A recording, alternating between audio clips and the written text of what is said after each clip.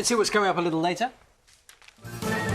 Shipmates, gather round, you all know me well. I can't stand being double-crossed. Not much Boy George hasn't done in his career, now been making his pantomime debut as Captain Hook. That's got a different feel to it, hasn't it? Hasn't it Still got the hat? Isn't it just? He'll be joining us there's later. a production of Peter Pan. He'll be here with some of his classmates. Time first, though, to get the news, travel and weather where you are.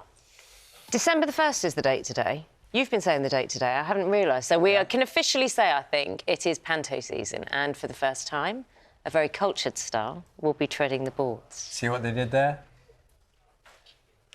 Boy George. Good morning, Mr. See Boy what they George. did there? That was a question for you. See what they did there? There you go. To labour the point.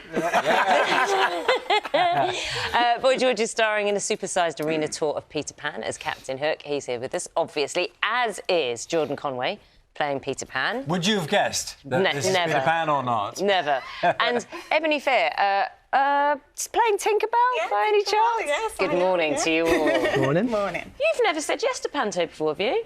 No, because I didn't fully understand it and I'd never been. And all my friends for years were saying, you should go, you'd love it, it's so you. And I don't know why. And then I went last year to see Julian Clary in Aladdin. I mean, obviously, it's a different show. Julian's hilarious and quite naughty. Yeah. But I was like, oh, people love this. But doing Peter Pan, obviously, you get kids. And kids are amazing. Like 3-year-olds throwing, they're screaming at you, you know, and it's just so exciting. And I never knew how being booed would be so invigorating. Do you play for the booze? Are you obviously I'm your literally character? like, really? That's your best boo? You know, and the kids are so beautiful. And there's a scene where they throw cannonballs at us and the kids get so excited about getting me. They want to get me, and it's just brilliant. And by the way, these two, he really is the star of the show. He does everything. He holds it all together. He's on stage all the time. I just walk on and have my moments. Hello, it's me. Well, Jordan, you were just saying a moment ago, so you were kind of a gymnast and acrobat by training, and in this show, what are you doing? So I'm the first Peter Pan to fly without wires. So I went Well, to apart from the real Peter Pan, Well, who didn't have any wires, obviously. So I went to the Hungarian State Circus School and they taught me an aerial strap act, and so I fly about doing acrobatics. So basically. just with something attached to your wrist? It straps around my wrist and then it takes me about 15 metres in the air and then I fly, which is fun, yeah. Have you had a go, George? No way. I mean, I look at it every day, I'm like, oh, my God, because it is, you know, the kids love it, because they want to see Peter Pan fly. And they're like... You're up in the air, and we've got to... Yes. This is just not I your know, everyday wear. yes, I am. So he's up in the air and I'm rolling around on my roller skates. Were you an accomplished roller skater, roller booter before? Yeah, I mean, I started roller skating during lockdown. It's something I did, you know, my hobby, skating in the garden and whatnot, and then I've just been skating ever since. And when I got the role and I knew that I had to skate, I was like, wow, yes! So, yeah, I'm living the dream. Can I ask you kind of pretend that George isn't there, right? He was a big star, probably before you guys were even born. What's he like to work with? No, don't look at him. Okay. No, he's not there. What's it like? Because George is a big star. Of course, but I think that kind of helps as well. He's obviously affiliated with him, Yeah. but he's not. He's our mate. Yeah. So it's Yeah. very much like that. He's very grounded, very humble, always likes to ask a question or advice. Yes. Can take a note as well, which is like... What does that mean for us who are not in the theatre? If you have a better idea of how something's done, he's not afraid to go with it and roll with it and own it. And that's really impressive, particularly for someone of his star value. And no, he's a joy to work amazing. with. Are you like that with your music? Were you know, like so open with that, or is it because this is so different? Perhaps what? Go on. I'm laughing because I think the music thing is probably the place where I'm the most unreasonable. Because I've been doing it a long time. If I was confident. a footballer, people would listen to my football advice. But in the music business, the older you get, the more you're dismissed. And actually, I've got better at what I do. I love it more. I would make music every day. And, you know, doing something like Peter Pan, obviously, by the way, Ebony's an incredible actress as well. You know, I mean, she doesn't just skate. She's great, and I work with her. And it's beautiful, you know, because...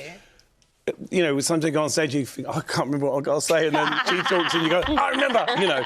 With the music, I think it's the most difficult space to share because you know, it's such a personal thing making music, and you always think you know better than everyone else, and everybody tries to advise you what to do, and you're like, I've been being me all this time. I don't need your advice.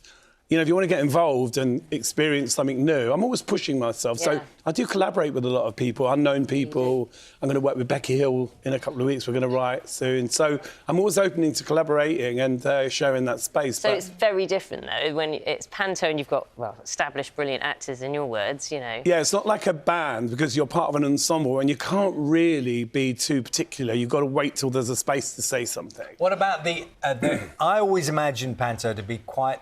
I know it has structure. I know there's a script and everything. Yeah. And then, presumably, stuff happens, right? Oh, he's so cheeky. He comes out with some crackers and he has to be on your toes because there's a few spaces where he can say things to me. Well, George a line and then... I throw him under the bus every night, yeah.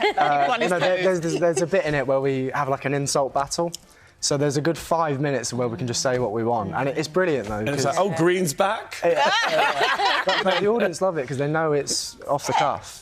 They know that they're seeing it for the first time, as are we. Yeah, George, you mentioned a moment ago how pantomimes play to two different audiences simultaneously, don't they? That's always been the thing. The mums and dads or the people bringing the kids along. There's a narrative that goes along with it, a bit of a nod and a wink to other stuff. Do you play that? No, it's not that kind of show. It's very sweet. There is some innuendo, but it's so subtle. Okay. But also, for me personally, I've never played to 3- and 5-year-olds. They don't come to my gigs, weirdly. I don't know why. So that is a whole nother energy. And, you know, there are some kids that love Captain Hook because he's so naughty. You know, if you're a naughty kid, but then there's all the little girls that won't look at me. Yeah, and they're like, transfixed by, you know, these characters. And it's just such a beautiful story. It's such a great classic But then on top of that as well, there's between 3,000 to 8,000 people per show. So you've got all these kids, because it's the world's biggest panto, because we're doing arenas mainly, and all these kids are flocking down to the front to throw cannonballs. And I get eaten by a crocodile at the end, which is, if I give the game away. Spoil the ending. I haven't got this panto lock at all.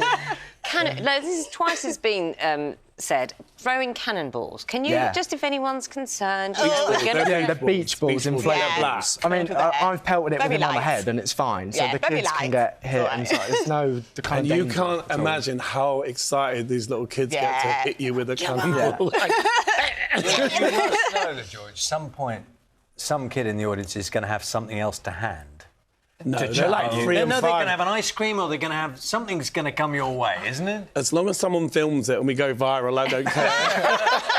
Anything goes. Anything goes, yeah. You're opening tomorrow, so how are you feeling? Tomorrow. Well, Exciting. we're opening the arenas tomorrow. Yeah. We've already done Blackpool Opera House. So Liverpool's tomorrow. Yeah. Then Cardiff. Yeah, and then we finish in Hammersmith, and Dorit Kemsley from Real Housewives of Beverly Hills is She's with going to be us. my Mrs. Mermaid. Yeah. You have so bought into this, haven't you? You're properly loving it. I think that, you know, sometimes you go into things, you don't really know what you're doing. And then, for me, it took a couple of shows to realise how brilliant it is, but also how much you can push yourself. And there's lots of spaces for humour. Yes. You know, and kids ain't stupid. They're the most honest audience as well. Yeah. George, That's I'll give the thing, you the isn't it? opportunity on camera, camera one maybe, to do a classic panto line for us. Can you give us a line just to see us out of the interview? Smee, I'm in a rotten, stinking, vile, hideous mood. Tell me you booked Jane McDonald for tonight's shit karaoke. That brings the house down, I tell you. If you turn up, I'm going to do you, so be warned. Either of you, if you turn up. Can you do?